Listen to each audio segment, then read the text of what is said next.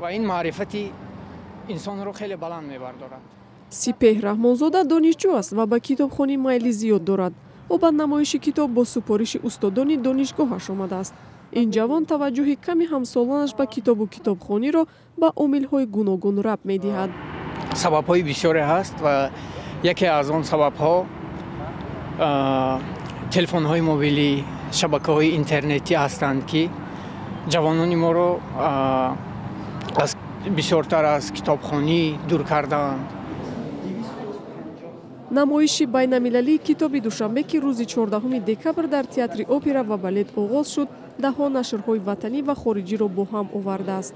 آنها شماره زیادی کتاب‌های بدیعی و علمی و کودکانه را به معرض گذاشتند. در برابر نشریات‌های تاجیکستان، نمایندگان سفارت‌های خارجی از جمله هندوستان، بلاروس، قزاقستان، ایران، آذربایجان و ترکیه هم کتاب‌های گوناگون را به نمایش آوردند. اینها کتاب‌های دوست داشته‌شان را می‌جویند. کتاب دردانه‌های نثر که جمعی تمامی شاعران کلاسیک میباشند. باز کتاب مکتب کهنه صدرالدین عینی، الگامبرا که نویسندش ایروینگ واشنگتن میباشد، خیلی کتاب شوق‌آور است. کتاب‌های تازه نشر به نمایش گذاشته شده است، ولی خرید کتاب از سوی ساکنان زیاد به نظر نمی‌رسید. بخشی از کتاب‌ها برای فروش و بخش تنها برای نمایش است.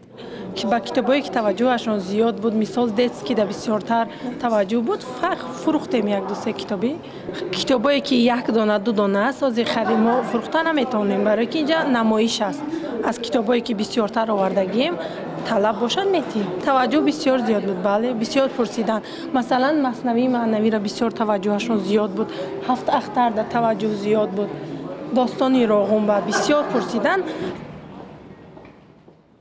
عزیز نقیبزاد تاجر و روزنامه‌نگاری تاجیک میگوید نسبت به 10 سال پیش توجه به کتاب و کتابخوانی زیاد شده است، مخصوصاً کتاب‌هایی که در جهان مشهور هستند.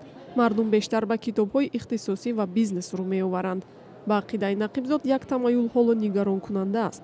مردم دهات به کتابخوانی کمتر توجه می‌کنند. 15 سال پیش در دوشنبه حمدی که فروشگاه کتاب‌ها بیشتر از 20-25 فروشگاه کتاب است. یعنی وقتی طلبات نباشد این به وجود نمیاد.